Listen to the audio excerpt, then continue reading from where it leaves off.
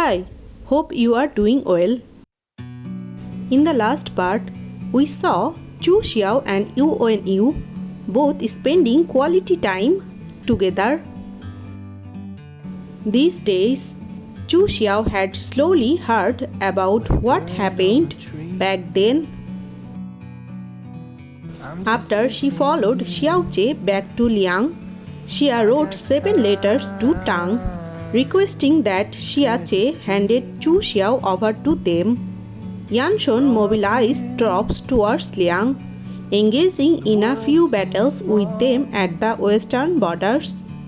Thereafter, Wei Guang, the head of the Wei family, intervened personally and led the newly established southwestern army towards Tang in order to apply extra pressure on Xiao Che. Although the entire world knew that Xia did not dare to engage in full-on conflict with Tang at this time, some people within Liang Empire were hugely dissatisfied with Xiao Che's actions, even going as far as to barge into the palace to turn Chu Xiao, which they considered to be a jinx in. At that time, even if Xiao Che could protect Chu Xiao, it would have been impossible for him to protect the Xiuli army unless he desired to completely fall out with the Wei Empire.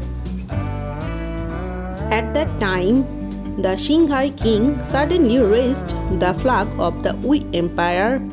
Sending out missionaries, he had traveled over 4,000 kilometers to defeat to the empire. It was only then that the world finally knew that the famous king of Qinghai was actually the fourth master who was supposed to have died in Yanbei 2 years ago. In 2 years ago, when he fell into the icy lake, he was severely injured. But the tide of the lake brought him in open water, where some fishermen found him. They saved him, and it took months to recover him. He became the king of them. The things that resulted were very natural. After returning to the royal capital, with his immense military power and the support from the Yuan family, he was able to replace Wei Guang as the head of the Grand Elders Council and became the Grand Marshal of the Wei Empire. With that, it was only natural that he was able to veto the military plans that were made against the Liang Empire.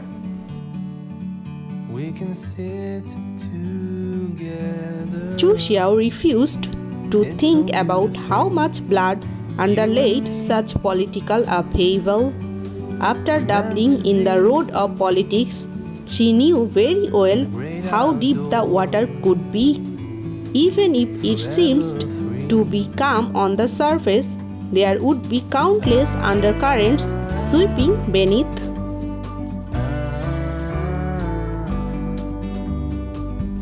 When alone, Chu Xiao would occasionally drift off as she quietly looked at the sun rise in the east and set in the west, with the darkness setting upon this land again and again.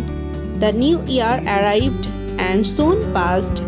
Time seeped out from between her fingers like a river of water passing through her clasped hand. The initial excitement faded as a new life began.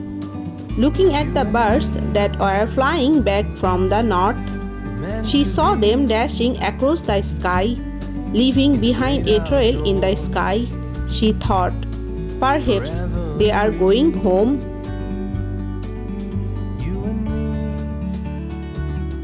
She moved into Yu's property in Xiangyang city. There were no reason or excuse. Yu merely asked if she wanted to spend the new year with him. After thinking about it, she agreed.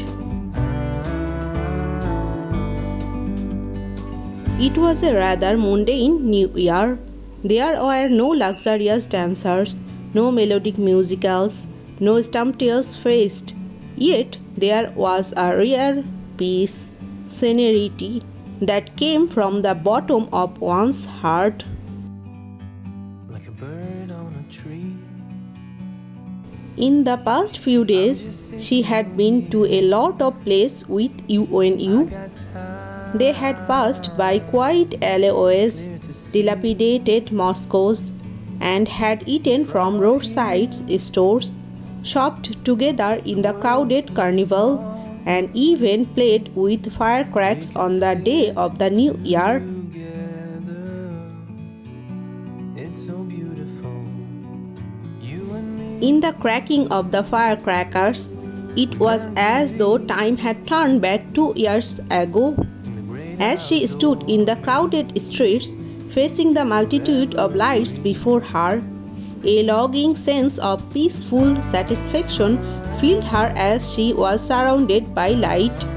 Standing before her, he shielded her from the incoming traffic, although occasionally he would turn around to cheat her like a kid. With the beautiful fireworks blooming above their heads, the reflected lights illuminated his adorable face. Indeed, the fireworks were beautiful. Distance you can tell. Chu Xiao's limited vocabulary could not find any other words to describe the view she was having. She seems to be carried away by a ghost from the battlefield into this surreal world. She saw gentle sunlight caressing the civilians, warm water of the lake, happy crowds, and UNU who had finally dropped his guard before her. Meant to be.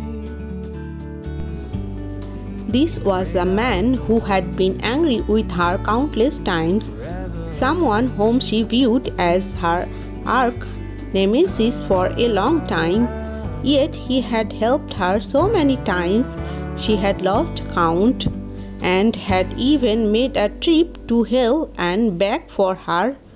Right now he was standing before her, admonishing her for her lack of common sense.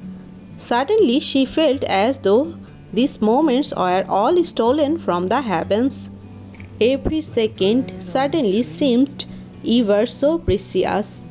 Even with all the luxuries of the world, her eyes seemed to be filled with an obsession for only him alone. From up here. Like a massive amount of seawater had finally escaped from within her heart after the ice block melted. She felt such intense warmth that it was as though her frozen limbs were being nourished. At the end of her despair, she found a beautiful flower that bloomed on the rotten logs of the forest in her heart. Starting on the bank of the river of the afterlife, she contemplated, perhaps this would be considered a new life. Even though she was looking at that scenery, it felt as though despair was already mere memories of the distant past. Take a step back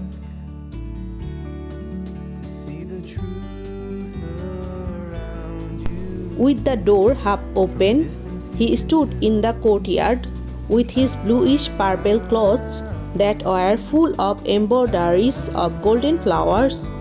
The silvery moon shone on his body, flickering from the clouds. It was almost dazzling. Looking at her, it seemed like he wanted to say something, but he did not talk even after a long while. You and me, meant to be in the great outdoors. Thank you for staying with me, and I am going to share the story continuously.